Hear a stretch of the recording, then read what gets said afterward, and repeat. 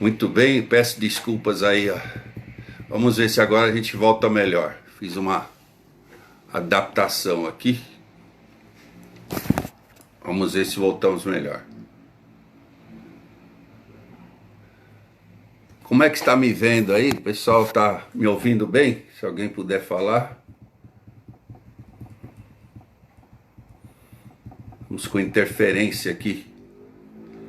Tá boa a imagem aí? Quem puder me dizer aí? Carol, como vai? Boa noite, Carol. Vamos convidar o Dr. Elton aqui novamente. Tivemos um problema.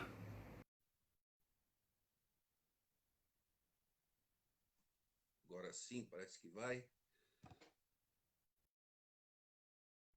Agora sim. Como que está ouvindo agora, doutor?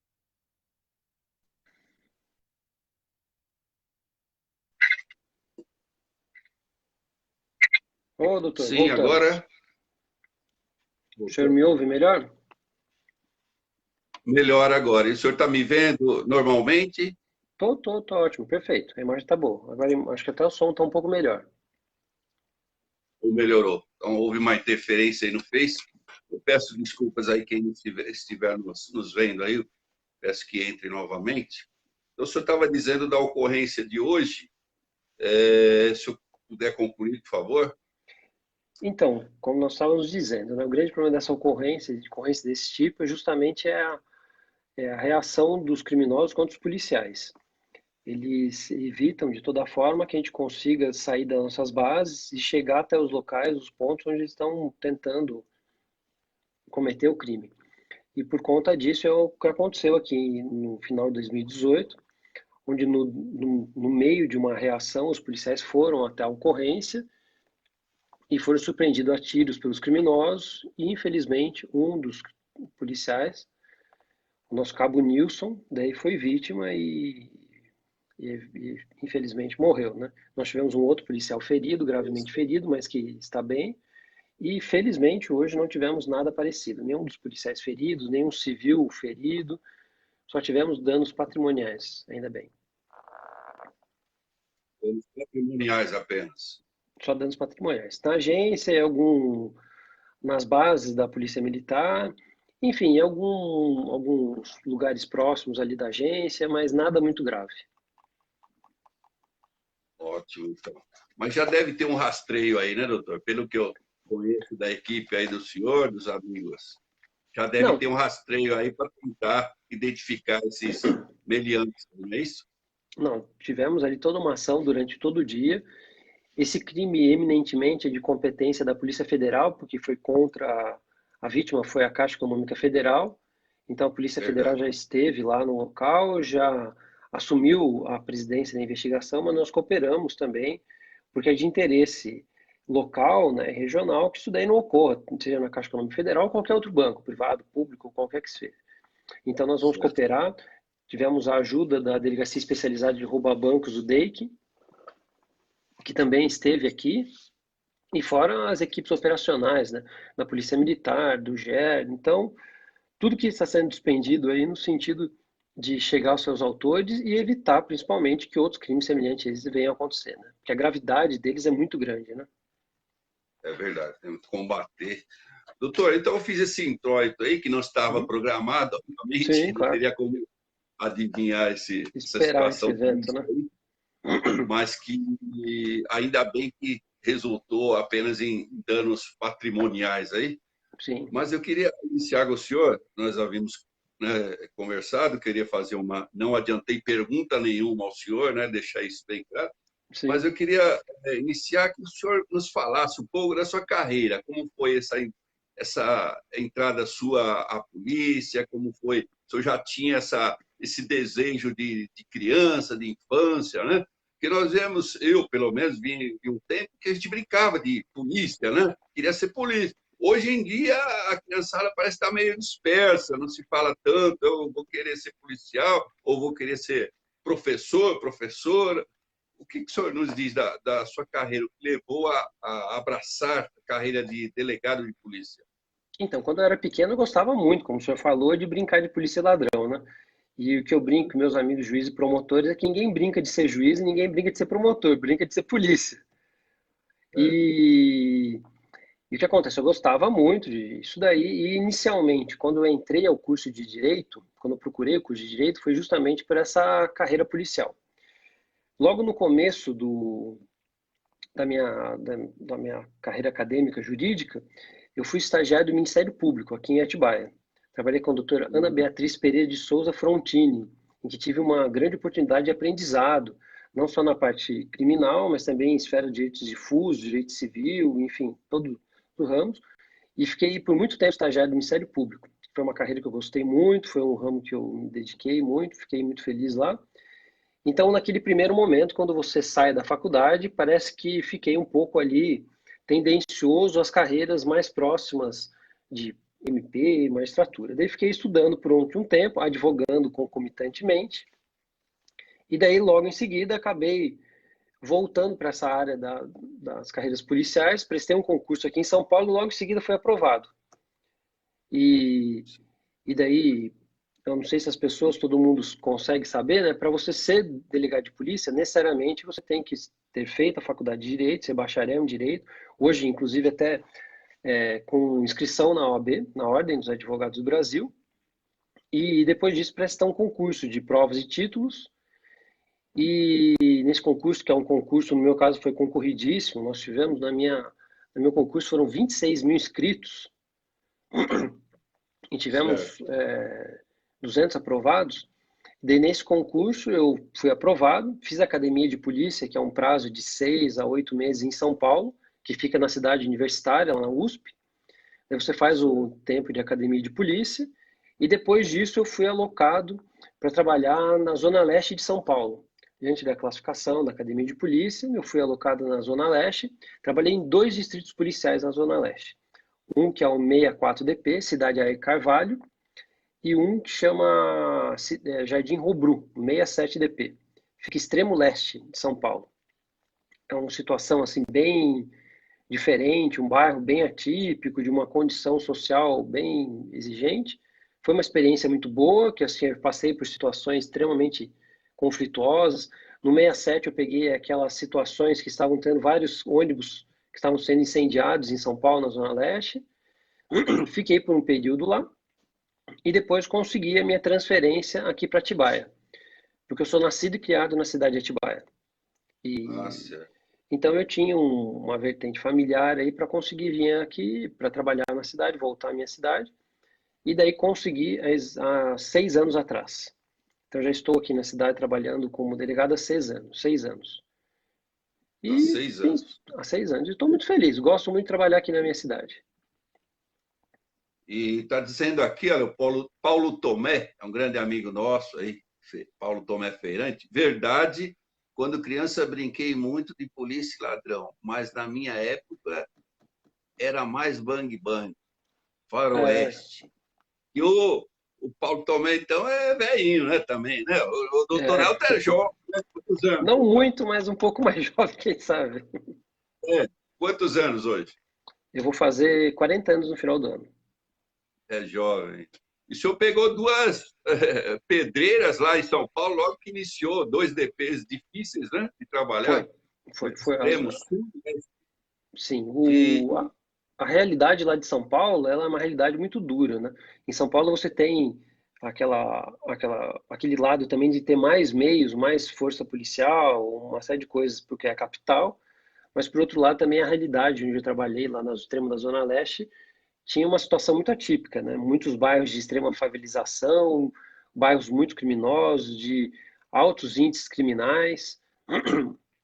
Mas acho que para início de carreira é bom. Você tem um choque ali de realidade, você aprende do jeito mais difícil, e daí você fica já moldado para qualquer situação e nada mais assusta.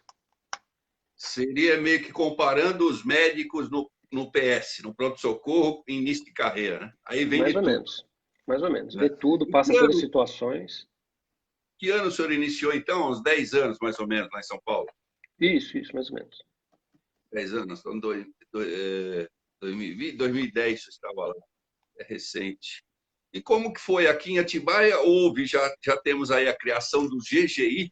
Explica para nós o que seria GGI, o que seria, como é que se fundou esse órgão dentro da polícia aqui de Atibaia? Então, o GGI é o Gabinete de Gestão Integrado. Nós já nos unimos há cerca de 3 anos. E, na verdade, o que é? São reuniões quinzenais de todos os comandantes das forças policiais em que tomamos decisões ali de atuação de política pública, de segurança pública, de forma conjunta. Então, todas as esferas de poder são ouvidas e nós tomamos decisões conjuntas de uma forma que nós conseguimos avaliar todas as situações. Acho que o senhor, como advogado, vai conseguir entender isso de uma forma mais clara, mas algumas pessoas não conseguem entender a divisão de funções dentro das polícias, tanto a civil quanto a militar, que é a divisão mais drástica, mas as outras forças policiais.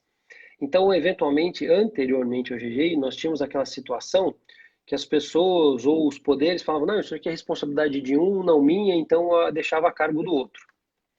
E Empurrar. hoje, isso. E hoje nós temos o quê? Havendo problema, é responsabilidade de todos, vamos procurar a solução. E a partir disso começamos a fazer uma série de operações conjuntas, ações coordenadas, e isso, obviamente, resultou ali num ganho de eficiência na segurança pública muito bom. Nós tivemos também uma série de investimentos e conseguimos aí uma redução muito substancial dos nossos índices criminais nos últimos anos. Então, foi muito favorável para a cidade. Eu sou testemunha desse empenho do GGI no combate à criminalidade, né? A gente, morador em Atibaia, somos testemunhas presenciais, né? Mas ainda temos casos de homicídio, ainda temos casos de homicídios. Hoje só tem a contabilização, temos quantos homicídios até esse momento no ano 2020? Esse ano temos só 2 homicídios.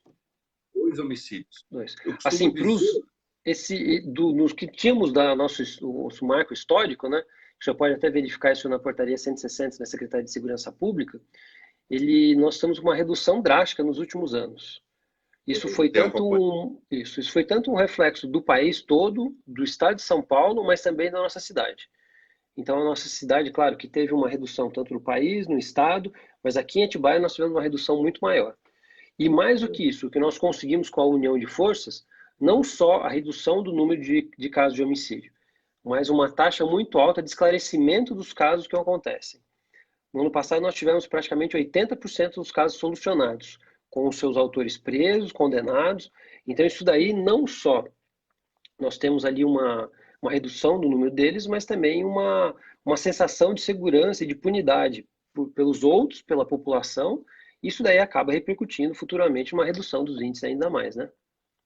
Certo. Esses dois já têm a autoria, a solução ou não? Esses dois? Isso. Esses casos já temos um deles que sim e um ainda não. Que foi um caso mais atípico, nós temos... Então, se for pensar, 50% dentro dos números. Mas o ano passado foi 80% de solução. Nos últimos 2 anos. Excelente. Eu costumo dizer aqui, até conversei com o prefeito Saulo Pedroso dias atrás, e o que nós temos, né, infelizmente, é um número grande de suicídios, superando os homicídios. Né? O ano passado nós tivemos 12, quer dizer, um ao mês, né? E não tenho de cor quantos homicídios, mas eu tenho certeza que superou, não é isso? Pelos números reais nós superamos, ou pelo menos equilibramos. Via de regra, não é a realidade nacional. Nós temos mais homicídios do que suicídios. Isso daí, por outro lado, mostra uma coisa que é interessante, né? Nos países envolvidos, nós temos um alto índice de suicídios. No Japão, por exemplo, o índice de suicídios é muito grande. Então, quem sabe nós estamos nos aproximando aí dos países civilizados até na parte ruim. Mas hoje nós temos um índice criminal de suicídio. Todos os índices criminais, eles são medidos por 100 mil habitantes. E o homicídio é um deles. E se tem uma taxa de até 10 homicídios por 100 mil habitantes como sendo um tolerável para países, digamos assim, de padrões razoáveis. Aqui em Atibaia nós estamos com o percentual de 5,1 pelo anuário do ano passado. O anuário ainda não saiu esse ano. Isso 5,1 significa equivalente aos Estados Unidos, a países da Europa. Então nós somos num índice assim muito, muito confortável. De 5,1 homicídios por 100 mil habitantes. 100 mil habitantes. E esses casos de suicídio, o senhor comparece, faz para quem não sabe, existe um protocolo aí, chama perícia, o senhor comparece no local, como que é feito, doutor? Explica para nós. Todos os casos que se tem morte fora do ambiente hospitalar, ou seja, aquelas mortes que há um atestado médico da sua causa, o delegado de polícia tem que se dirigir até o local e verificar suas causas. Então, por exemplo, se há uma morte natural, uma pessoa de avançada idade e na sua casa tem ali um mal súbito e morre por causas naturais. Por ter ocorrido em sua casa, o delegado de polícia é acionado, ele vai até o local e verifica se aquela versão apresentada pelos familiares, cuidadores, enfim, quem quer que seja, é condizente com a dinâmica do local. Se ali, e uma dessas verificações é por meio de uma análise pericial. O perito vai avaliar e ver. Então, no caso de suicídio, necessariamente se é requisitado um exame pericial para se avaliar o que aconteceu ali. Porque nós podemos aventar ali uma possibilidade de ser uma instigação ao suicídio ou outra coisa parecida. Então nós temos que fazer toda essa análise, essa verificação, se ele se ele recebeu algum tipo de ajuda, auxílio, para daí sim nos posicionarmos em relação ao fato. Então tanto o suicídio quanto a morte natural ou contra outra morte que nós declaramos morte suspeita, que assim necessariamente no primeiro momento não há uma vinculação criminal, mas elas são investigadas e são verificados o que aconteceu. Certo. Nosso amigo Pinheiro White, mestre White, lá, um grande abraço para ele. Conheço, um abraço. Então, há os casos ali onde há eles tentam jogar para o suicídio. Já houve em Atibaia algum caso assim, que o senhor, a princípio, foi chamado de suicídio. E o senhor, com o seu olhar clínico, visualiza, faz um rastreio na cena e fala, não, isso não foi suicídio. Já houve algum caso assim? Eu não sei, doutor, se o senhor tem ali uma notícia sobre isso daí, mas o que é estranho é que o último caso que nós tivemos aqui na cidade foi justamente esse. Inicialmente nós tivemos um acionamento da Polícia Militar que um familiar dava conta que o irmão um familiar havia se matado dentro de casa. Nós fomos até o local, analisamos, vimos a dinâmica dos fatos e dentro dessa dinâmica concluímos pela possibilidade muito grande de ter ocorrido um homicídio. Daí foi feito todos os atos de polícia judiciária e que nós estamos, num dos casos agora muito recentes, tendendo a esse sentido e possivelmente ele será indiciado por esse crime. Eu não fiquei sabendo, realmente. Foi uma Foi pergunta uma assim. coincidência, foi uma coincidência. Mas assim, um dos casos que foi, acho que um dos casos emblemáticos que eu já atuei, foi num caso que aconteceu alguns anos atrás, que foi um triplo homicídio acontecido na região rural aqui da cidade. Uma família, o pai, a mãe e um filho, todos adultos, maiores, mas foram encontrados mortos dentro de casa. E, obviamente, você encontra 3 cadáveres dentro de uma casa e você não consegue ali chegar a conclusões a não ser analisando a cena do crime, vendo a dinâmica e tentando chegar a certas conclusões. E da análise do caso lá, nós conseguimos chegar a várias respostas e a solução se deu por essa análise do local. E que nós conseguimos fazer o quê? Analisando os locais, vendo onde havia campos de sangue, coisa do tipo, encontrei muito fora um outro local com sangue. E vendo ali que fugia totalmente da dinâmica, pedi que fosse feita a coleta desse sangue para exame pericial e chegamos posteriormente a um suspeito. E nós estamos fazendo o quê? Esse suspeito, ele era um criminoso, roubador, que agia ali da região, e nós vamos fazer o confronto genético. Nós colhemos o sangue desse suspeito e fazemos a comparação com esse sangue que encontramos no local. E daí, com a confirmação genética, nos liga ele ao crime e daí sim, muito possivelmente, a sua autoria.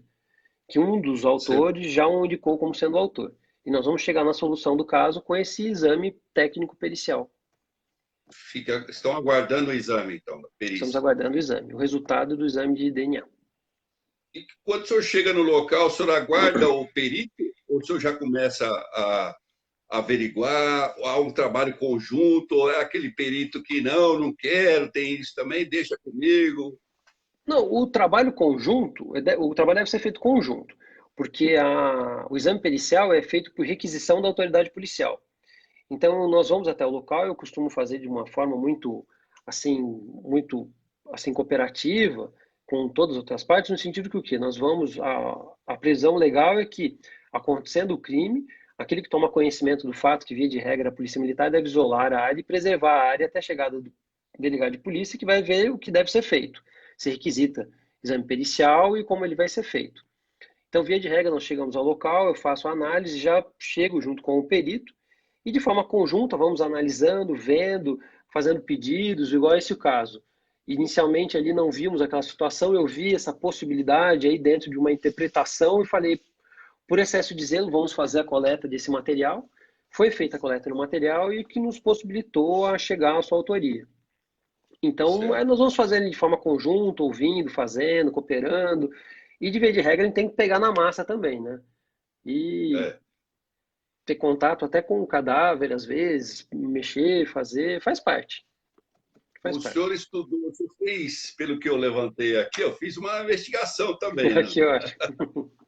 O senhor fez lá em Bragança Paulista, na USP, faculdade, Isso, isso. e o senhor, na época tinha, porque eu fiz, na minha época ainda tinha, mas eu estou percebendo que já estão retirando de algumas grades curriculares medicina legal. O senhor chegou a fazer? Não, sim, claro. A medicina legal, assim, eu penso que ainda seja uma matéria é, mandamental lá nos cursos de direito.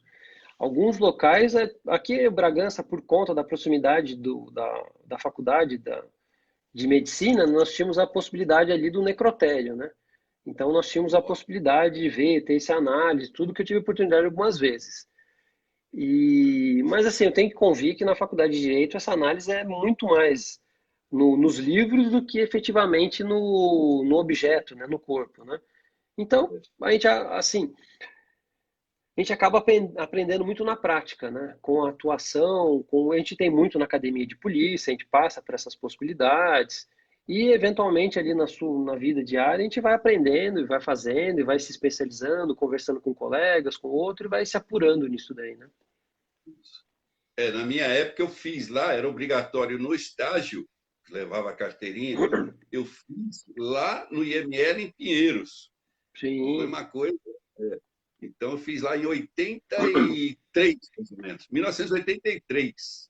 Né? nossa, E a gente acompanhava lá mesmo os alunos, né, que queriam, que tinham disposição, sim.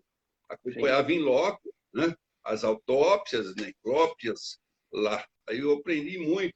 E a gente acaba identificando, né? Depois eu acabei sendo policial também, aí Olha, você acaba identificando no corpo, já no morto, né? Aquelas lições, né? Vêm à mente, né? Por exemplo, o senhor consegue hoje, só para quem está nos assistindo ter uma noção, o senhor deve conseguir analisar quando o senhor dá de frente com um cadáver o tempo, né, da morte, quando ele há quanto tempo ele foi morto. O senhor consegue? Consegue? sim, consegue apurar, verificar. Obviamente que não é uma precisão cirúrgica, né? Mas consegue ali fazer uma verificação, ter o dia. Mesmo os hematomas, nós temos a escala de Kimoss, né? Que o senhor deve se lembrar bem, que consegue apurar.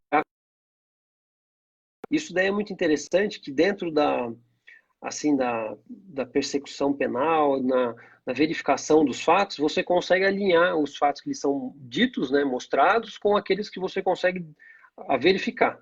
E daí perceber se efetivamente as versões são aquelas como são sendo apresentadas, né?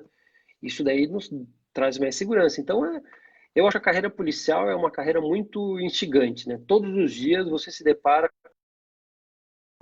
com realidades novas, com situações, e eu cada dia me empolgo mais. O senhor consegue confrontar o corpo com o testemunho, né? Sim, justamente, justamente. É Isso mais ou daí, menos. isso em casos do corriqueiros lá do plantão, isso daí é muito, assim, auxilia muito, né? Porque você consegue tirar ali, buscar a verdade, porque ali você tem a comprovação fática, né? Então é muito interessante. Então, são os chamados sinais da morte, né? Se não me engano, lá em São Paulo, eu vi em algum lugar lá, se não me engano, de HPP, quer dizer, aqui a morte dá início ao nosso trabalho, né? Alguma coisa assim. Eu Né? acho que Quando você tem lá no IML tem essa inscrição aí.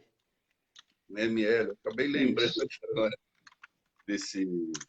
Houve algum, no primeiro contato seu, algum assim que impactou? Não pelo visto, né, que o senhor já tinha contato com corpos, né, mas não houve um impacto assim quando o senhor chegou no seu primeiro caso de homicídio? Não, assim, nunca me foi uma coisa assim muito chocante. Tem algumas pessoas que eu tenho que ouvir, até alguns policiais muito que têm um tato muito grande que não tem, que se impactam muito com isso. Mas assim, Hum, eu consigo acho que dividir bem a, a parte da emoção, tudo, então eu não trago é, isso daí para minha vida pessoal e não me faz mal, não. Então eu consigo certo. dividir bem as Doutor, coisas de forma bem. séries de TV que se aproximam um pouco, tem muita coisa mirabolante, mas se aproximam um pouco, né? Séries de Netflix, se aproximam mais com a realidade policial. Qual que o senhor diria? O senhor assiste? Então, eu não, essas séries de TV, por incrível que pareça, as séries policiais eu não gosto tanto. Mas Hum, as séries policiais, assim, tem aquela CSI e tudo mais, é claro que elas isso. têm ali a sua parcela de realidade, né? Mas elas fogem um pouco no sentido do que acho que tem um pouco de uma licença poética que, que faz ele ser, traz respostas do além, sabe? Umas coisas assim que não é a nossa realidade. As pessoas, quando vão no plantão policial, às vezes, elas acreditam, não, a pessoa foi em casa e um criminoso invadiu a minha casa, um furtador, alguma coisa, e tem impressões digitais lá, e vamos ter, e vai chegar, e não é como no CSI, muitas vezes, né? O senhor coloca ali a impressão digital e já aparece a pessoa na tela do computador. Nós temos sistemas policiais hoje, um deles é o EIFES, que ele funciona muito parecido a isso. O que acontece? O senhor vai numa cena de crime, o perito papiloscópio, que é aquele que tem É, que é feito para colher as impressões digitais, ele consegue colher essas impressões digitais em vários tipos de superfícies, e daí ele faz essa colheita, e isso daí é encaminhado para um computador. E o computador ele consegue fazer a leitura disso e fazer se chegar a uma daquelas que estão dentro do banco de dados. É que acontece que o semelhante. quê? Isso. Só que acontece que o quê? São Paulo ele tem o maior banco de dados, até porque tem a maior população do estado, do país todo. Só que todos esse banco de dados, eles estão ainda em papel, meio físico. A parcela do banco de dados que está ainda digital é muito pequena. Então, o que acontece?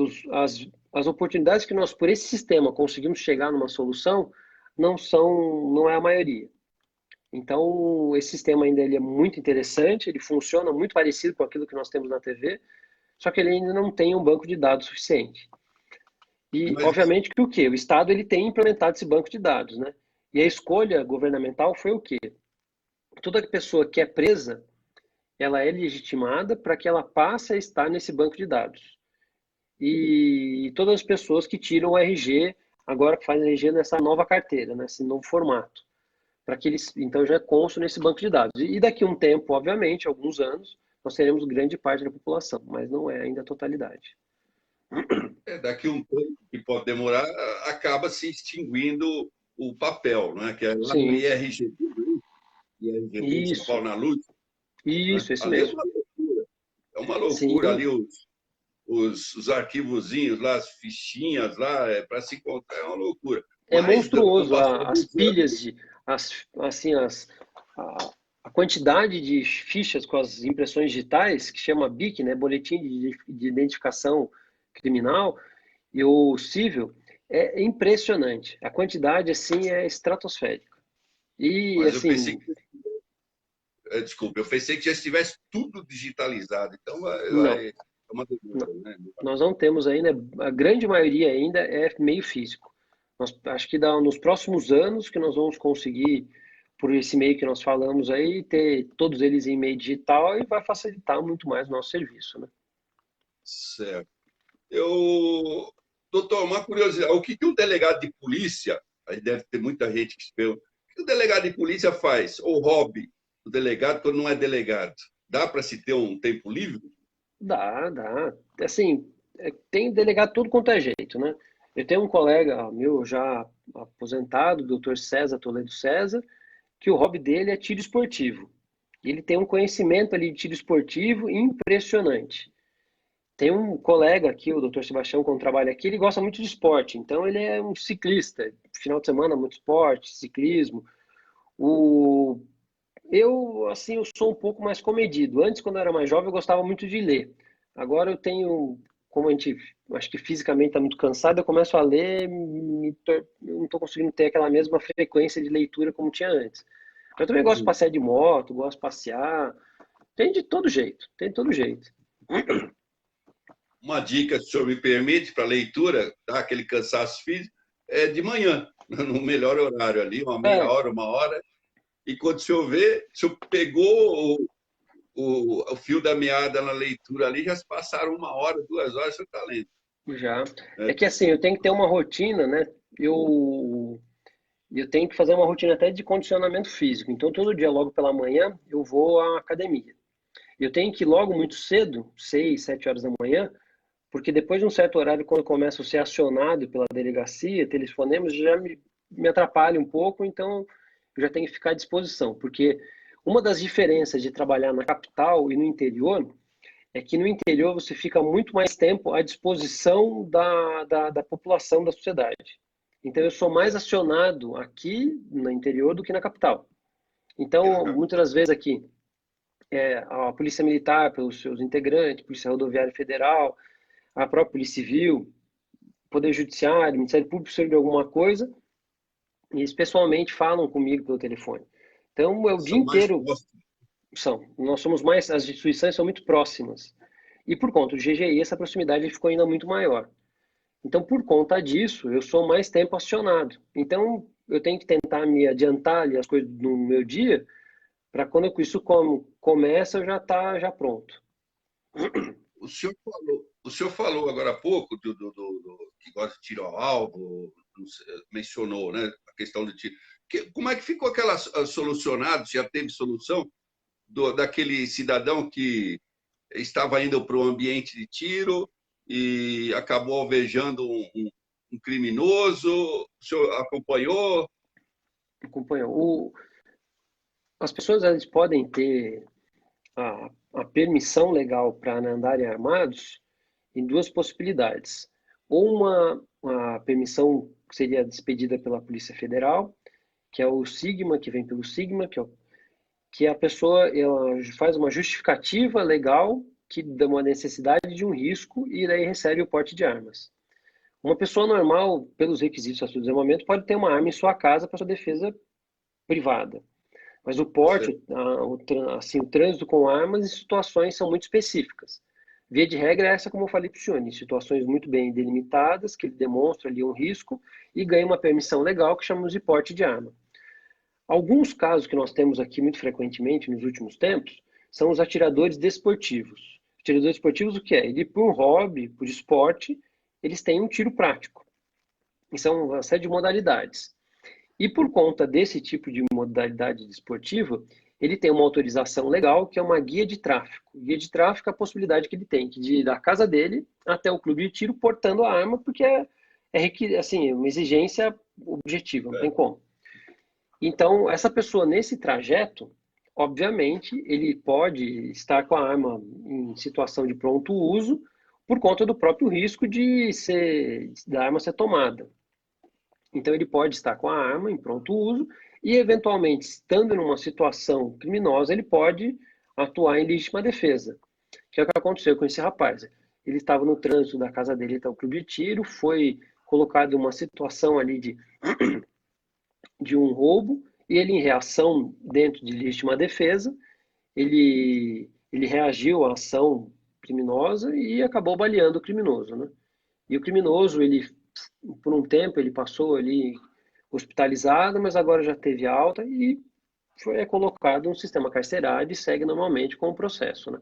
Obviamente que, como nos casos como falamos, isso é feito toda uma verificação legal das habilitações para estar com o porte de arma, dos fatos como ocorreram, e depois, se verificado, comprovado que efetivamente se deu da forma como relatado, chegamos às conclusões e, em tese, ele está numa situação justificadora porque é uma excludente licitude, né? aí já concluiu. O inquérito deu como legítima defesa de terceiro, pelo que eu vi, né? Legítima defesa de terceiro, é isso? Sim, sim, foi o caso que ele estava o senhor deve estar se referindo àquele caso dentro de uma padaria, né? O, Isso. O da padaria, justamente. Quem estava sendo ali vítima do crime era justamente os funcionários e o proprietário da padaria. O atirador desportivo, ele foi um frequentador, viu, estava ali próximo, viu o que aconteceu e reagiu, como o senhor bem disse, legítima defesa de terceiro, né? E a ação dele foi verificada, estava dentro da legalidade, então não teve problemas legais em relação a isso. Ótimo, então.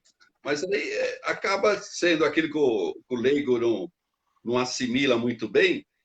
Ele atirou a legítima defesa, mas resultou daí um inquérito, um processo, ele teve que contratar advogado, não é isso? Não é porque atirou a legítima defesa que acabou ali na Não é delegacia. uma situação que, por exemplo, ela fez tudo certo e pronto. Como o senhor bem disse, ele passa por toda uma verificação daquela situação. Inicialmente do quê? Primeiro momento ali é verificado se ele tem as habilitações para estar com a arma. A propriedade e titularidade da arma, se ele tem habilitação, se essa habilitação está válida, se ele tem todos os requisitos e tudo está dentro da regularidade legal. E em segundo momento, nós vamos partir para a verificação da conduta dele. Se a conduta estava acobertada pela legítima defesa. Isso porque temos que a possibilidade também de haver um excesso doloso ou culposo, ele pode ser punido por esse excesso também. Então, toda essa verificação, essa análise é feita em sede de inquérito policial, que vai futuramente reverberar numa ação penal, possível ação penal ou não. Mas é tudo verificado. Então, como o senhor bem disse, o atirador desportivo ali, numa situação como essa, ele assume uma responsabilidade muito grande e pode, eventualmente, ter problemas criminais, inclusive. Certo. Porte de arma atualmente está bem difícil, né? Antigamente, antes de 88, se não me engano, o delegado de polícia civil, o senhor poderia liberar Isso, arma de fogo, né? isso. Na Então, lei todo mundo anterior, falava eu sou favorável do que era a lei anterior, não porque eu sou delegado de polícia e que esse poder ficaria a meu cargo. Mas eu acho que o delegado de polícia, principalmente em situações locais como no interior, ele consegue ter uma avaliação mais pessoal daquela pessoa que solicita o porte de arma. E hoje, pelo Estatuto de Desarmamento, o órgão que ficou responsável pela concessão dos portes é a Polícia Federal. E como a Polícia Federal tem uma estrutura muito pequena e tem uma verificação muito grande, então acabou ficando uma licença ali de muito difícil concessão.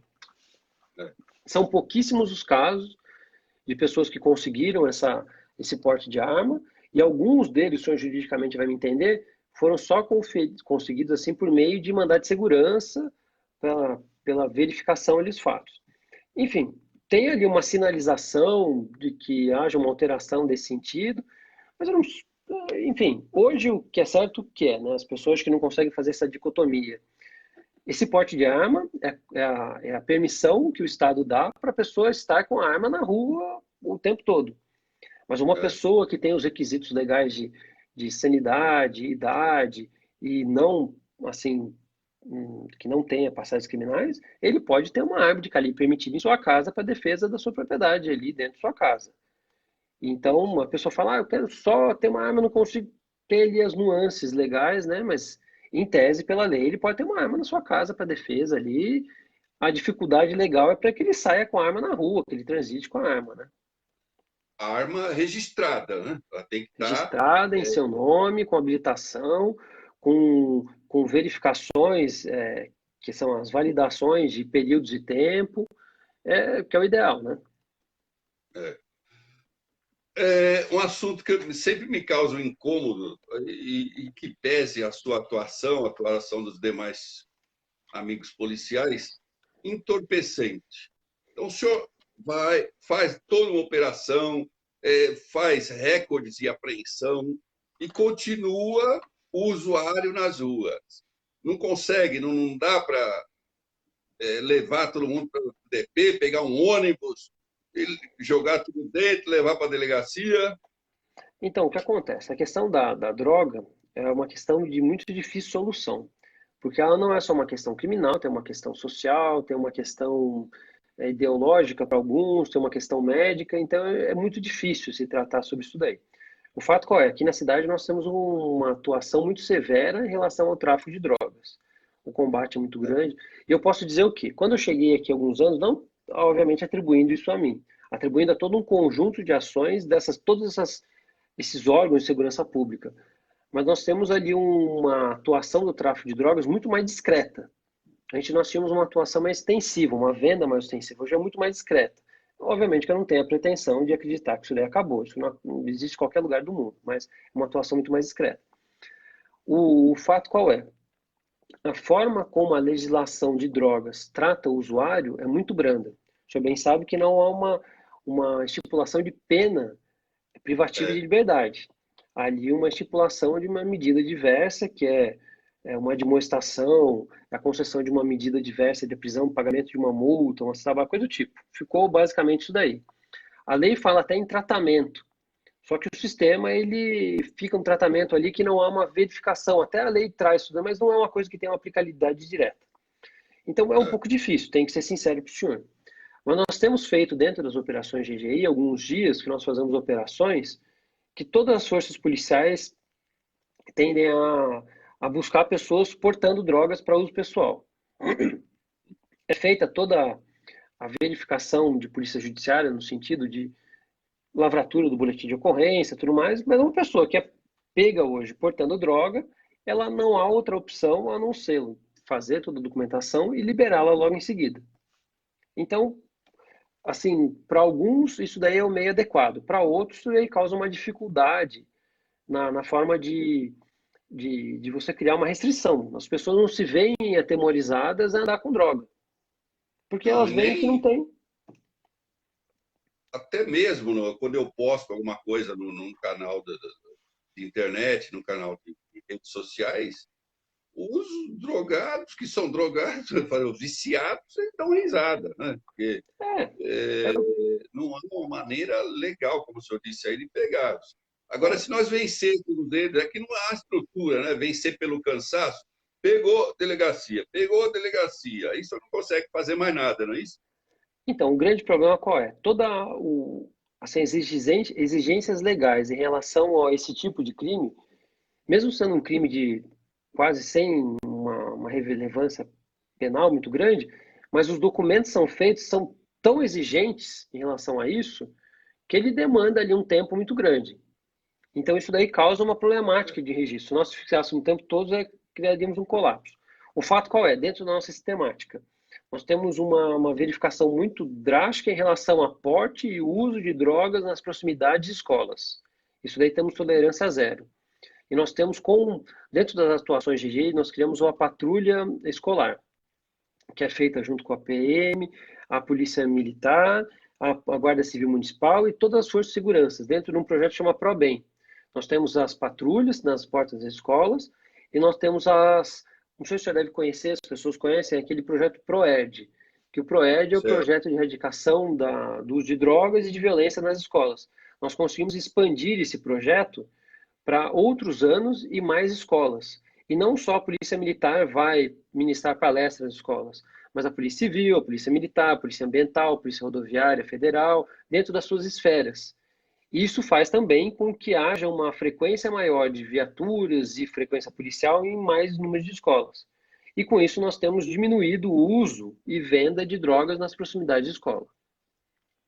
O senhor não sente, ou já sentiu, não só com relação ao usuário de droga, uma certa frustração, isso seria mais com relação aos policiais militares, né? Que ele leva para o senhor é obrigado, muitas vezes, a arbitrar a fiança, ou o juiz já relaxa, é uma coisa que o senhor fez toda uma operação e o cidadão está livre. Tem uma O porte de frustração? drogas, assim, tem uma frustração, porque o que acontece? É só o policial, é o tempo que ele demanda a levar a pessoa até ao distrito policial, ser feito, tecnicamente, o termo circunstanciado de ocorrência, que é como se fosse um flagrante mais reduzido, mais enxuto, e a pessoa nem se arbitra fiança, ele assina o termo de compromisso, que substitui qualquer outra coisa e é liberado logo em seguida. Então, obviamente, parece dar uma impressão de uma frustração, né? Porque não tem uma consequência penal muito próxima. Mas é o que nós temos que, como eu falo sempre, né? Nós somos boca da lei. A gente simplesmente diz o que a lei manda. Então, acho que não tem outro jeito. É isso mesmo e pronto. Quando o senhor faz uma interpretação e lá o juiz, lá, doutor Marzagão, ou qualquer outro, chegou nele, ele vai para a rua, vai para casa. Então, Que sabe que acontece? aqui em Atibaia, nós temos aqui, onde são, no caso do senhor, acho que não sei se o senhor está querendo dizer, mas, por exemplo, todas as prisões em flagrantes, eles são apresentadas para audiência de custódia em Bragança, que é a sede da circunscrição judiciária. Via de regra, a forma como os juízes entendem ali essa verificação, eles são também muito drásticos. Então, ou seja, nós temos ali meio que uma sintonia muito próxima. Hum, Então, nós conseguimos ali manejar os crimes que são efetivamente graves e que necessitam que que o preso continue preso e siga preso preventivamente durante a instrução criminal. Nós temos uma sintonia muito grande entre o Ministério Público, o Poder Judiciário, parece que temos uma mesma linha de pensamento.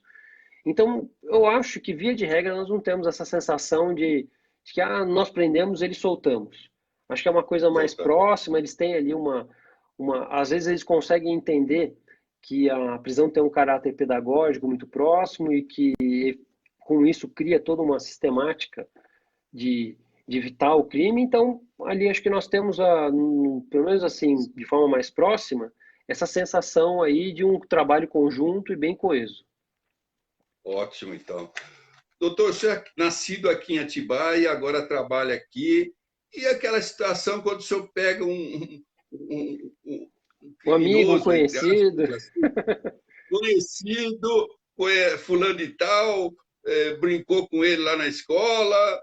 E aí, como que faz?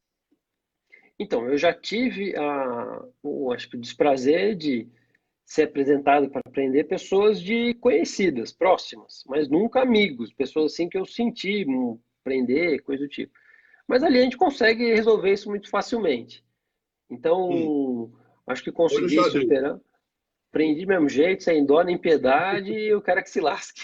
É porque não tem E não jeito. tem aquele negócio igual eu conheço fulano de tal, o senhor não sabe, eu sou filho de fulano, não resolve, não adianta.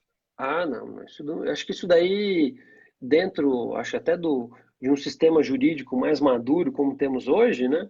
Acho que isso daí já não cola mais e a pessoa vai passar vergonha se ela tentar fazer essa alegação, né? Ele vai passar vergonha e o desprazer ali de lembrar quem é o familiar dele e depois ser preso da mesma forma. Então, acho que hoje já não funciona mais como era antigamente, viu? O senhor está numa situação de ocorrência, aquele cidadão lá em Barueri, em Alphaville, não sei se chegou a ver, Vi. afrontando. Então, qual seria a sua reação ali? Assim, as pessoas, muitas das vezes, acho que nesse período aqui muito recente, nós temos dois leading cases muito interessantes. Um deles é esse caso, como o senhor falou, de Barueri, e um deles é o que nós lamentamos que tenha ocorrido nos Estados Unidos, do policial ali que se excedeu e acabou Foi. vitimando lá uma pessoa, né? Então, ali as pessoas conseguem mensurar às vezes e não conseguem ver o grau de estresse que o policial é colocado em xeque. Então, por naquele caso de Barueri, de uma ocorrência banal, totalmente sem relevância ali, mas ela sempre traz muitos problemas. Todas as ocorrências de violência doméstica sempre são muito inflamadas, porque como envolvem questões muito próximas, muito familiares, questões sentimentais, então são sempre ocorrências que têm uma repercussão ali muito forte, muito calorosa, que é o que aconteceu lá. O rapaz estava tendo uma briga com a sua esposa, os policiais foram acionados, ele foi até lá, e daí acabou agindo reativamente contra os policiais e acabou insultando os policiais. Muito possivelmente, se a policial que atendeu a ocorrência ela não tivesse ali o feeling de ter feito aquela gravação, muito possivelmente não acabaria como acabou. Ele ia ser levado à delegacia, ficar a versão de um contra o outro, fica aquela situação ali um pouco desgastante, mas não se chegaria a uma conclusão. Como ela conseguiu visualizar aquilo ali e gravou, o rapaz foi levado quase a escárnio público, né? Todas as pessoas fizeram uma série de críticas contra ele, mas mostra ali como o policial é colocado em xeque, né? Quantas pessoas ouvindo tantas coisas como aquilo iam conseguir se manter calmas? É E o difícil. policial é difícil. E o policial ele tem que medir ali a justa medida do uso da força, porque muitas das vezes a gente tem que usar a força. Seria o caso, não foi como aconteceu ali, mas o policial tem que chegar num certo ponto, vendo que a situação criminosa está delimitada, e partir para uma forma de reação para conter a pessoa, para levá-lo de forma coercitiva. Isso causa alguns problemas às vezes, né? Eu acredito que o policial ele é colocado em xeque, foi colocado em xeque em duas vezes. Na primeira ali, sendo afrontado pelo cidadão, que depois ele finda por conduzir ao distrito policial e depois vê o cidadão saindo primeiro que ele da delegacia, né? Então, esse caso efetivamente não aconteceu, porque dentro dos crimes que ele foi preso por é, violência doméstica, né, que é a agressão contra pessoas do seu convívio familiar, ameaça, desacato, resistência, injúria. Então, foi ali uma configuração criminal que não permitiu o arbitramento nem sequer de fiança. Ele foi preso, foi apresentado para o audiência de custódia, mas no dia seguinte ele não tinha ali os requisitos suficientes para ser declarado prisão preventiva e foi posto em liberdade, sob pagamento de fiança arbitrado judicialmente. Mas, assim, infelizmente, eu acho que é normal, os policiais já estão acostumados a isso. Mas o certo Certo. qual é? É que eu digo sempre aos policiais, né? O certo qual é? Às vezes, a pessoa não responder o processo presa não significa, de forma alguma, que ele vai deixar de ser punido. Ele vai ser punido, Legal. só que o sistema jurídico não vê necessidade que ele responda o processo preso. Mas ele vai responder o processo, possivelmente vai ser condenado e vai ter todos aqueles reflexos, tanto primário quanto secundário, de uma pena criminal. Então, é o que aconteceu com o rapaz lá. Necessariamente, com certeza, com toda certeza, ele vai ser punido, vai ser condenado e vai ter ali uma série de problemas e implicações jurídicas por isso. O senhor falou em, aproveitando essa situação, violência doméstica. Como é que estão os casos aqui, doutor? E eu lembro que violência doméstica, quando se fala, eu até falei com a vereadora Roberta Barsotti outro dia, quando se fala em violência doméstica, no meu falar ao senhor, eu quero dizer violência doméstica não só contra a mulher, contra idoso, contra criança, contra homens. Não é? Tem homem que apanha de mulher. Tem essa situação em Atibaia? Não, tem. Via de regra, o que nós temos estatisticamente um índice muito maior é de agressão dos homens contra mulheres. Que até por conta dessa verificação estatística histórica, nós temos a Lei Maria da Penha, que cria uma situação de, como o senhor sabe, das desigualdades para se igualar dentro das suas desigualdades. Então, o que acontece? Nós temos ali uma incidência razoável de violência doméstica aqui, que reproduz o que temos no país todo, mas, por incrível que pareça, nessa época de pandemia, nós tivemos um aumento dos números de violência doméstica. As pessoas estão Sim. mais tempo em casa, essas relações familiares estão sendo mais próximas e o índice de violência doméstica aumentou. Violência contra idosos, que também está dentro da esfera de violência doméstica, mas não necessariamente contra uma mulher, nós temos, mas não num índice assim alarmante. É um índice normal, aceitável. Também violência contra a criança, o que nós temos aqui, se for analisar dentro daquela tabela dos índices criminais, nós temos ali alguns crimes que são os que conseguem fazer essa ponderação. Um deles é o estupro. O que nós temos aqui na cidade de forma considerável não é o estupro violento contra crianças, mas é o estupro de vulnerável, pessoas que se aproveitam da condição da criança e praticam muito toques íntimos, familiares, um tio, um primo, um padrasto, um avô, enfim, se aproveitam ali numa situação e abusam sexualmente de crianças. Isso nós temos um número considerável.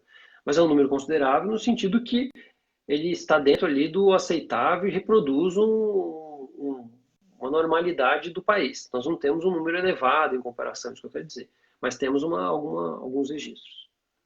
E que fica difícil para a polícia atuar, né? Preventivamente, eu quero dizer, né? Porque no âmbito Familiar, né? É um âmbito restrito, então a dificuldade de prevenção. A prevenção nós temos dentro daqueles projetos do ProBem, que é de orientação das crianças em relação a esse tipo de crime, de orientação das crianças de quais são seus direitos, do que deve, o que não deve, e daí que nós temos.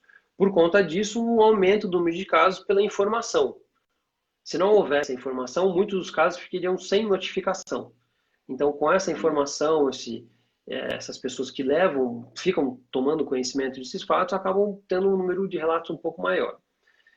Mas nós temos um projeto piloto com o Tribunal de Justiça em relação à violência sexual contra a criança que chama escuta protetiva. O que ocorre? As crianças que são vítimas de violência sexual, eles não são, a verificação da prova não é feita como nos outros casos corriqueiros. O que acontece nos casos normais? A pessoa toma, digamos, o delegado toma suas declarações, ouve o que aconteceu e reduz isso a termo. Isso é reproduzido judicialmente na fase da ação penal. Nesses casos de violência contra a criança, ela é feita uma única vez, seja tanto na delegacia servindo prova, tanto na parte de inquérito policial quanto de ação penal, ela é feita uma única vez por um psicólogo vinculado ao Tribunal de Justiça. E esse psicólogo toma esse depoimento por métodos lúdicos, de brincadeira, técnicas ali psicológicas. E ele fornece um laudo e com isso, a criança deixando de falar várias vezes o que aconteceu, ele não se torna vítima novamente em rememorar o que aconteceu. Então nós tentamos o quê? Aliar a produção da prova, mas também como preservar a criança. Então a criança vai a um ambiente específico, reservado, propício para isso, se faz essa prova por esse meio e depois disso ela serve durante toda a instrução criminal, toda a ação penal e todo o tempo. Para evitar essa situação eu conheço bem, porque ela abrange uma área que eu domino um pouco. Eu sou psicanalista também formado. Então, o Freud dizia, a arte de você fazer com que a pessoa confesse, se lembre de fatos que nem ela mesma sabe que cometeu. Seria mais ou menos isso com a criança? Mais ou menos, porque o que acontece? A criança às vezes não tem assim, a consciência de tudo aquilo. E muitas vezes ela é levada a acreditar que aquilo é normal, é bom, é certo.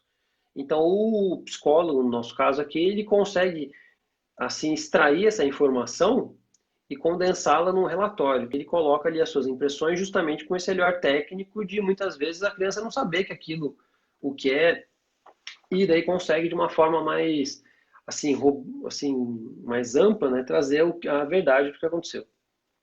Certo. Essa situação ainda do estupro que tem se acentuado mais, existe algum caso aí que o senhor tenha levado em consideração e que a lei permite, mas se for ficar ali na letra da lei, fica difícil, né? Só a palavra da vítima, o senhor se convenceu? O que acontece? O crime de estupro ele é muito complicado porque muitas das vezes se acontece num ambiente só entre a vítima e o autor. Então ali, obviamente, num crime normal, isso daí teria uma certa dificuldade, mas um crime de estupro, porque muitas vezes pode acontecer isso daí, então sempre a palavra da vítima tem um patamar a mais. Só que o fato qual é? Peso. Nós um peso maior. Só que nós não vamos, obviamente, nunca nos basear simplesmente por isso. Nós vamos fazer uma verificação, como nós havíamos dito no começo, por uma análise pericial técnica, que temos meio para isso, com uma análise em outros pormenores, para justamente tentar trazer a realidade dos fatos e assim evitar algumas injustiças. Eu tenho que ser sincero ao senhor que em muitos dos casos de registros de estupro, nós vemos ali que a vítima tenta encobrir situações e se utiliza disso para ir mente. Então, temos vários casos que nós conseguimos chegar ali à conclusão de que não aconteceu e que a vítima mentiu e trouxe ali. Eu tenho até um caso muito interessante. Quando eu trabalhei lá na Zona Leste de São Paulo, teve uma menina de 18, 16 anos, ela foi à delegacia falar que havia sido estuprada pelo pai. E é uma situação muito drástica, porque era pai biológico, que difere um pouco. E ali, achando a situação um pouco estranha, começamos a ver a menina, dar assim, uma conversada, confrontando fatos, sendo um pouco mais duro. Chegamos à conclusão, que ela acabou confessando, que ela queria sair à noite com amigos, especificamente queria um baile funk. O pai não deixou, porque ele era de uma vertente religiosa mais dura, acabou não deixando ela ir e a menina inventou que havia sido estuprada para ele como para castigá-lo. E daí nós conseguimos evitar ali um mal impressionante, né? Mas eu tenho que convir que sempre quando nós temos uma questão de estupro ali, gera ali todo um receio de todos nós para não causar nenhuma injustiça justamente pela essa peculiaridade, né? E como o senhor faz na delegacia? É mais ou menos igual ao filme? Reúne a equipe ali e troca ideia, olha, isso, aí o senhor faz a OS. Isso, a gente faz isso daí. Eu acabo, sempre quando a gente vai ter ali uma questão assim criminal, ou assim, uma investigação, E a gente resolve os casos ou toma alguma atitude conversando com todos os investigadores. Porque cada um consegue ter uma visão de um ponto, consegue visualizar uma situação que a gente não conseguiu ver e visualiza ali uma sensação que ele conseguiu anotar, ou alguma coisa, e a gente consegue chegar em respostas mais claras às vezes. Então sempre a gente faz algumas reuniões ali com um café e vai ali brigando junto para tentar descobrir o que foi. E chegamos, e sempre quando tem alguma definição, porque muitas das vezes uma investigação é como se fosse um jogo de xadrez, que você mexe uma peça e atrapalha uma outra jogada, então você precisa fazer ele de uma forma muito bem pensada. Mas a investigação criminal, ela é basicamente o quê? 50% de empenho e 50% de sorte. Então, às vezes, o máximo empenho, você não tem a sorte de chegar a uma solução. Em outras, você tem ali uma sorte tremenda.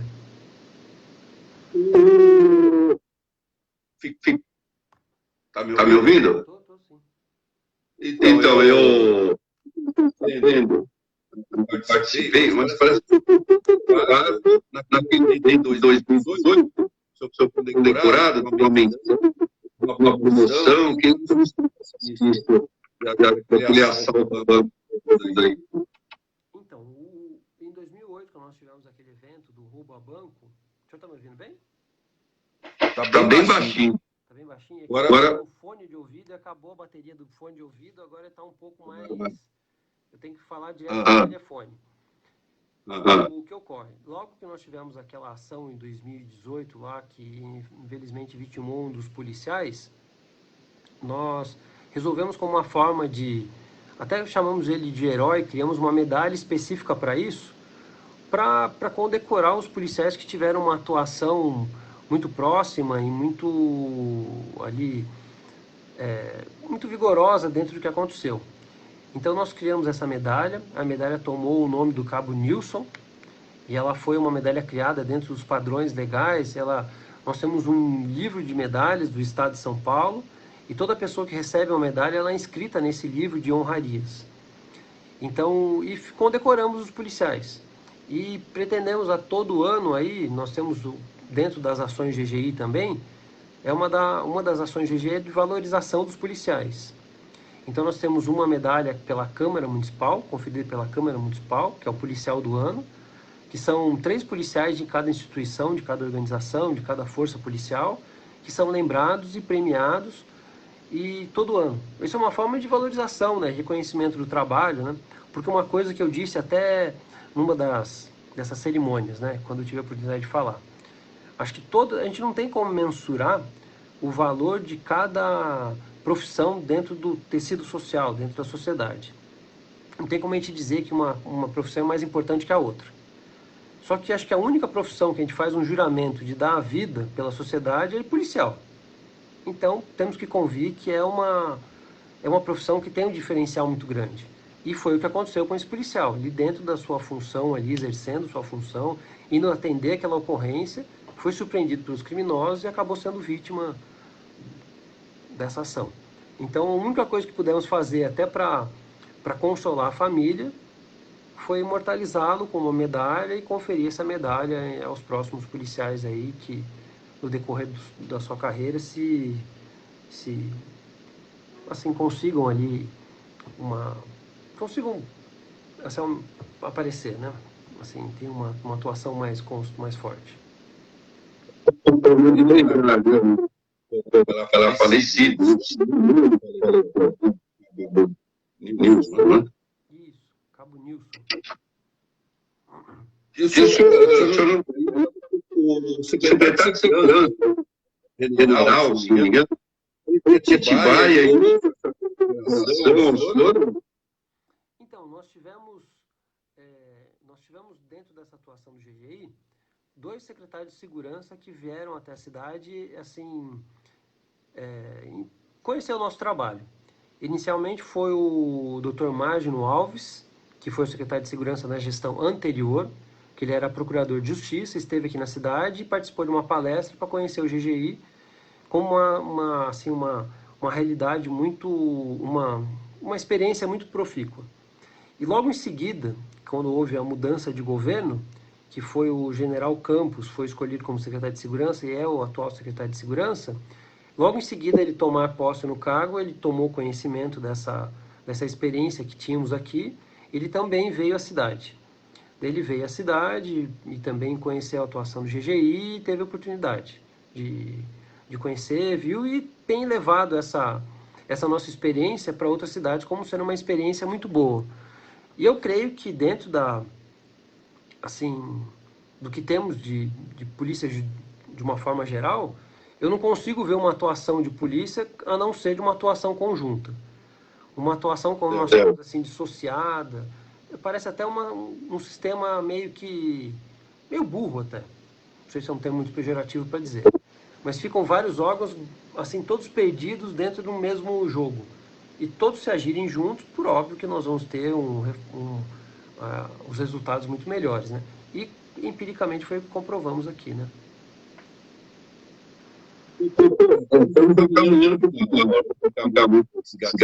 Vai dar uma conversa. Sim. Cara, agora uma suspeita, uma chama a atenção. Mais difícil. Então, o senhor tocou num ponto muito interessante, né? Até muito, acho que como posso dizer assim, do imaginário popular, né? Que o criminoso sempre coloca uma máscara, né? Até os irmãos metralhas usavam uma máscara. E agora nós passamos por esse problema. Nós tivemos um caso agora muito recente, em que o criminoso e todas as pessoas usavam máscara. Isso impediu e dificultou muito o reconhecimento pela vítima. Em crimes de roubo, quando há uma grave ameaça para a subtração de uma coisa, via de regra, um dos meios mais eficazes para a solução do caso era o reconhecimento da vítima. E nós temos esse problema agora por conta do uso das máscaras. Mas enfim, isso acho que é uma realidade passageira, temos ali um problema, mas logo isso daí deve...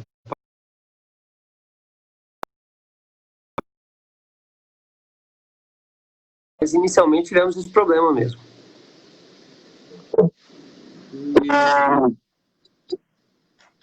Vou voltar um pouquinho. Tá me ouvindo? Tô. Mas tá com eco.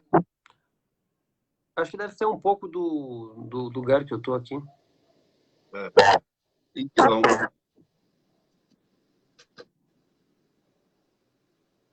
certo.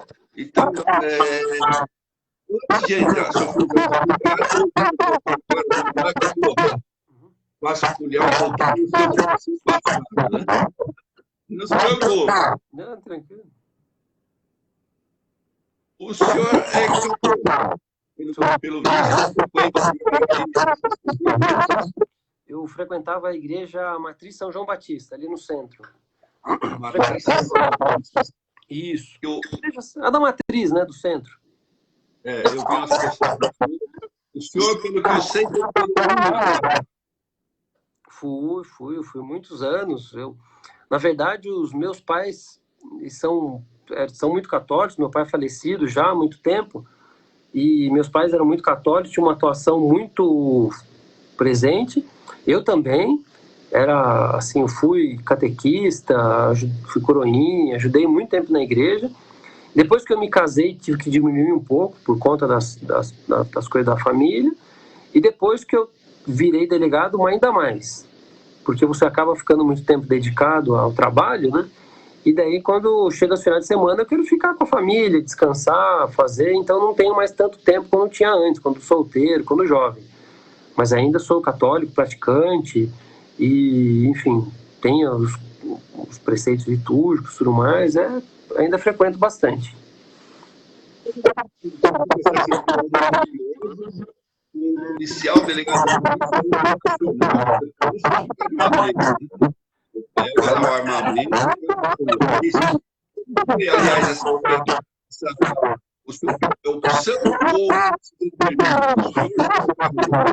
Não, isso tenho por opção pessoal, esse lado operacional, esse lado mais, assim, operacional no sentido de participar mais diretamente das ocorrências policiais, né, de ações, e eu estou dentro da função da polícia agora a mais operacional. Do meu setor lá de investigações, eu que fico diretamente com as investigações de crimes mais graves, de coisa do tipo, então eu fico mais um trabalho mais de rua.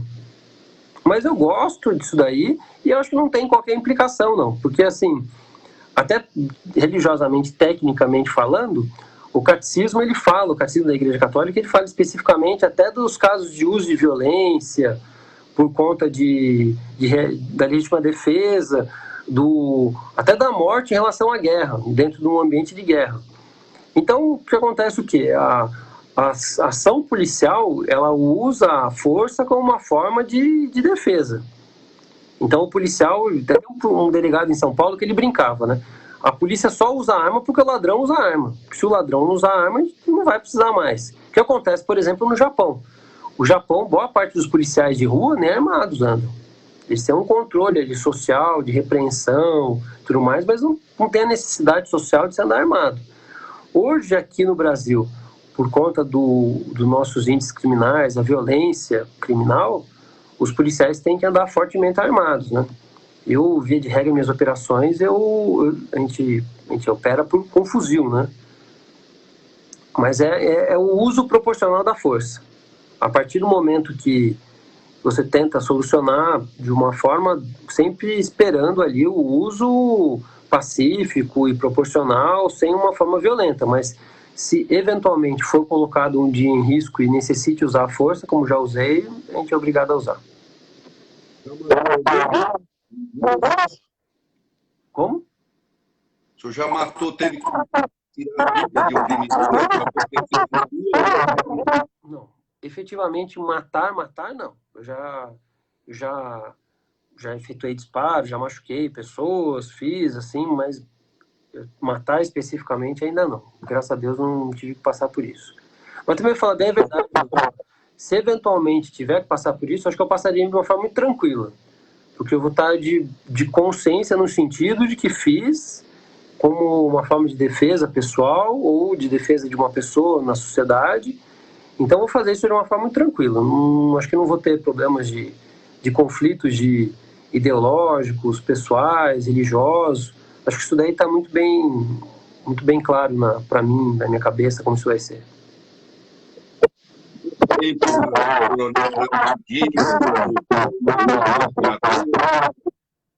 A cada um que o policial matava, 3 pessoas. Agora é o contrário.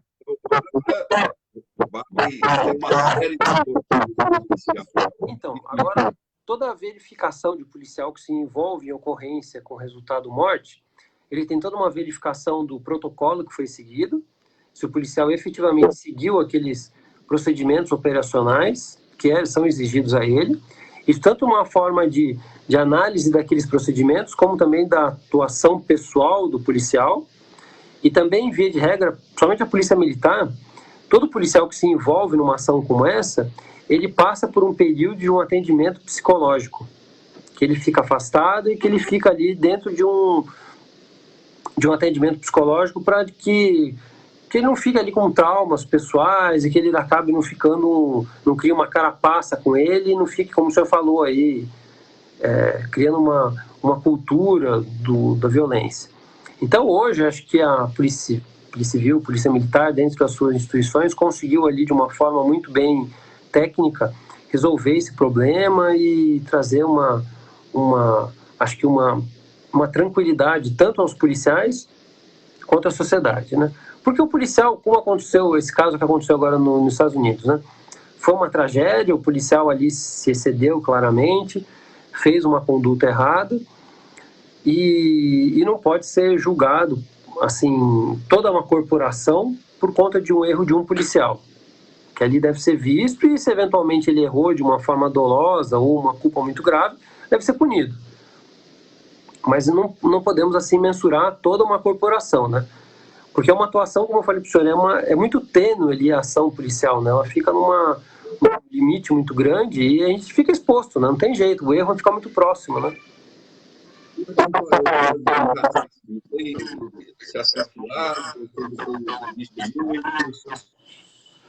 Não tem visto muitos, não. Aqui isso é acentuado, é tranquilo. Aqui nós não temos, assim como temos em alguns estados, no Rio de Janeiro, um combate tão ferrenho. Aqui nós temos ali é uma atuação mais tranquila. Ali, acho que temos ali, acho que um certo respeito dos criminosos, um certo temor, quem sabe. Então, nós não temos uma atuação ali tão drástica como temos que ter em outros lugares, né? Da violência doméstica, violência doméstica homem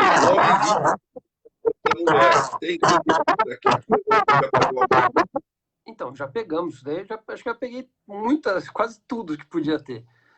Tem casos de violência da mulher contra o homem, são pontuais,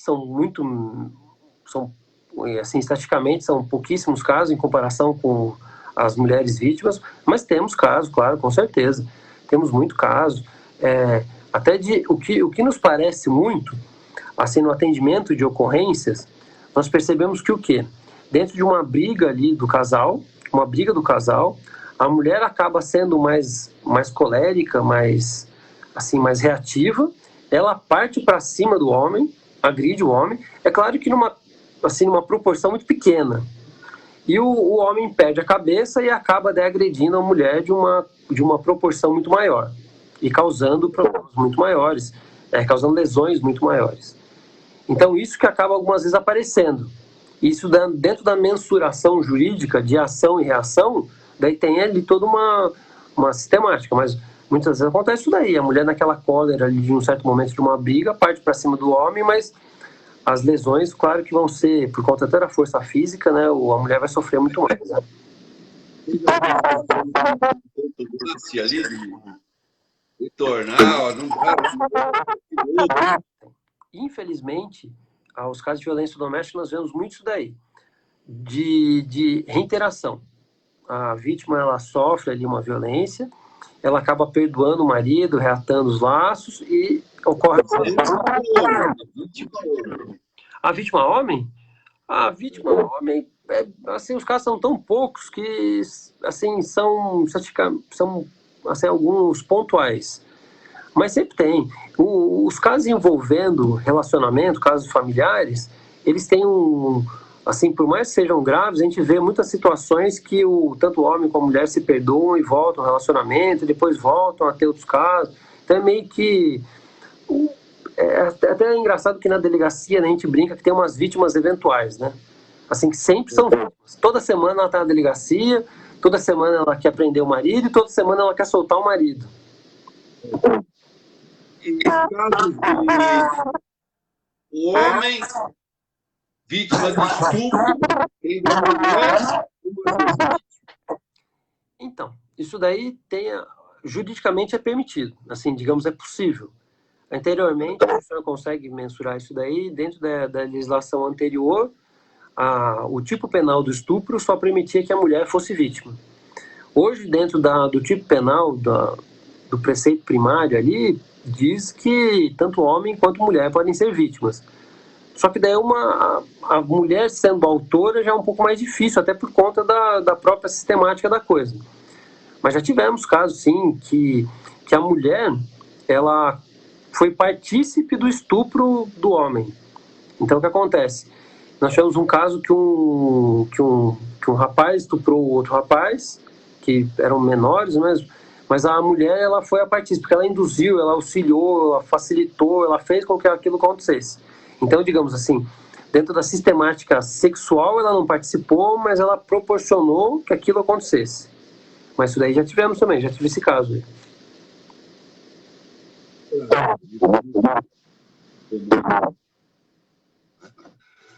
Doutor, conheceu, o senhor Jacil? Já, meu pai. Jacil Maicon, isso, é meu pai, ele era alfaiate. Ele e meu tio foi vice-prefeito aqui na cidade, meu tio é vivo ainda, meu pai é falecido, faleceu em 2002, e eles eram alfaiates aqui na cidade, eles têm a alfaiataria Martins Costa, ali no centro. E meu pai, infelizmente, morreu muito cedo, né, mas tem meu tio ali, e meu pai é uma pessoa muito, assim, peculiar. Não, eu sou filho temporão. Meu pai teve 3 filhos, meus pais, né, tiveram 3 filhos, eu sou o mais novo. Então, a diferença entre o meu irmão e a minha irmã são 16 anos. Então, eu sou muito mais novo. Então, quando meu pai e meu tio se aposentaram, eu era muito pequeno. Acho que foi um pouco antes de eu nascer. Então, sempre quando eu conheci meu pai, ele brincava que ele era buteiro. Buteiro era aquela pessoa que não era alfaiate, mas fazia pequenos reparos. Então, ele tinha ali um lugar que ele ficava, e ele fazia uns reparos, outros ele já era aposentado, tinha suas rendas, era mais para distrair.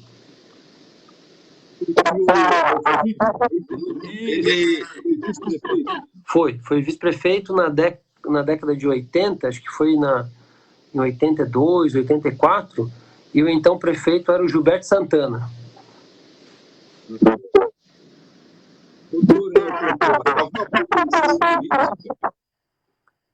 Então, assim, inicialmente não tenho.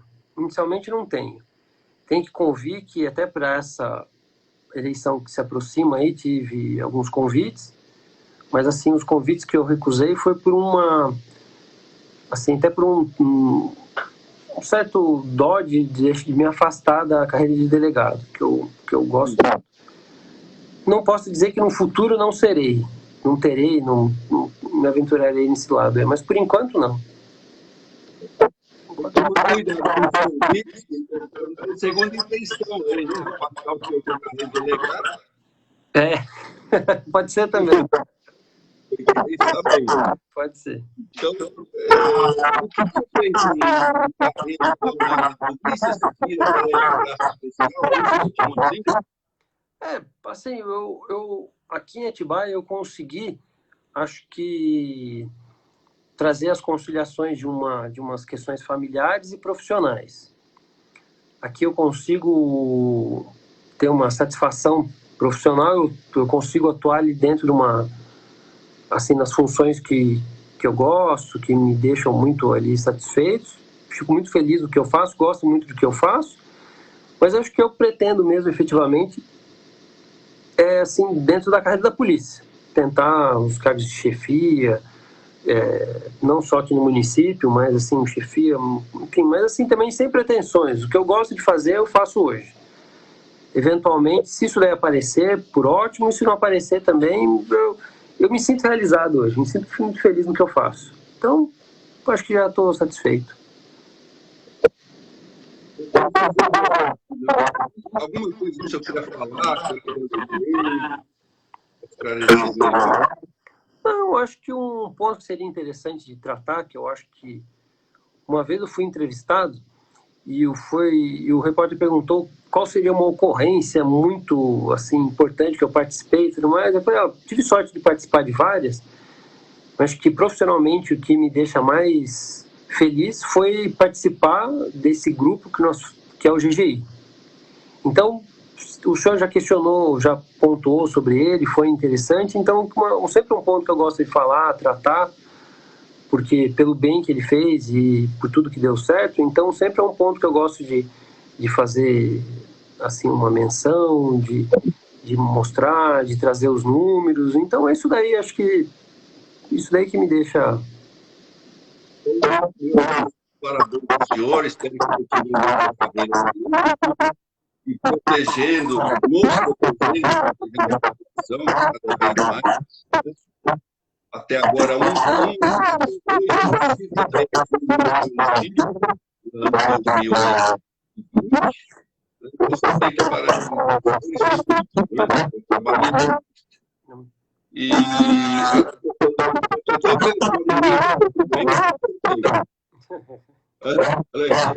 esse foi ligado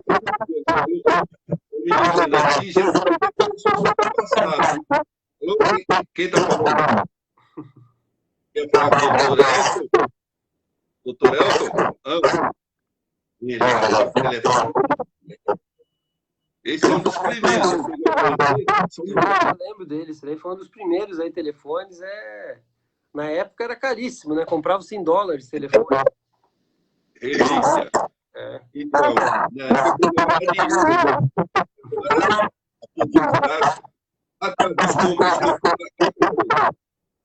peraí, padre?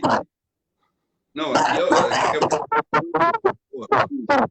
Padre Pires. Oh, Padre Pires, né? conheço, quer dizer, conheci, né? Falecido já, mas conheci. Isso, então. Padre Pires, falando como é que tá o senhor foi pro Coroinha com ele aí. Ah, ele foi pro Coroinha aí? Isso mesmo. Só um minuto, por favor. Mas hoje fui lá também. O senhor falaria hoje com o Padre Pires? O que eu falaria é que eu tinha muito medo dele. O Padre Pires era muito bonzinho, mas quando era criança eu tinha medo dele, né? Aquele temor reverencial.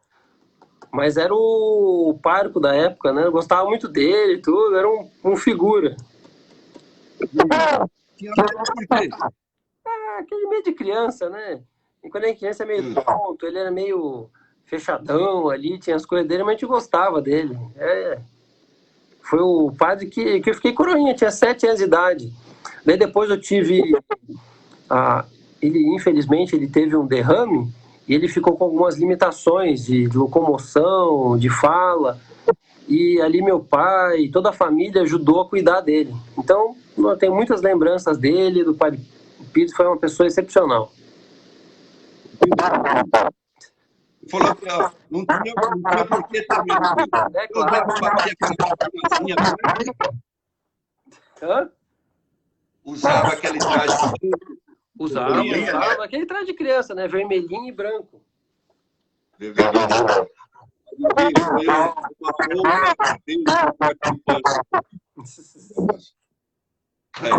Uma surpresa. O Padre Pires. Agora eu me lembrei.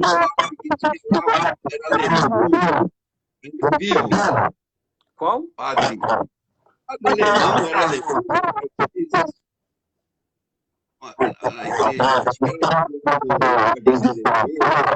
O Padre Petrus é holandês. holandês. O Padre Petrus, ele ainda está vivo, trabalha lá na igreja, pessoa com uma lucidez impressionante. Também gosto muito dele. Petrus Maria Weiner, uma coisa assim. E Padre Petrus, nossa, até pouco tempo atrás ele me chamou lá e teve um probleminha na delegacia dele, me ligou. Eu fui lá atendê-lo também, gosto muito dele. Ótima pessoa. Ele já é idoso, né? Deve ter mais de 80 anos, mas tem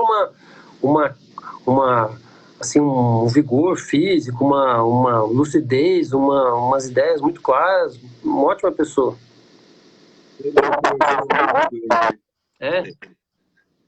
Então, doutor Elton, obrigado. Não, que isso, doutor. Foi uma satisfação, fiquei muito feliz. Fiquei muito feliz com o convite, muito honrado. Sempre que o senhor precisar de alguma coisa, quiser alguma orientação, alguma informação, estou sempre à disposição. O senhor tem meu canal direto aí. E é um prazer. Sempre estaremos aí. Se alguém falar o meu nome lá, eu no chaveiro. Pode deixar, pode deixar. Um abraço, boa noite. Um abraço, muito obrigado. Boa noite, satisfação. Muito obrigado.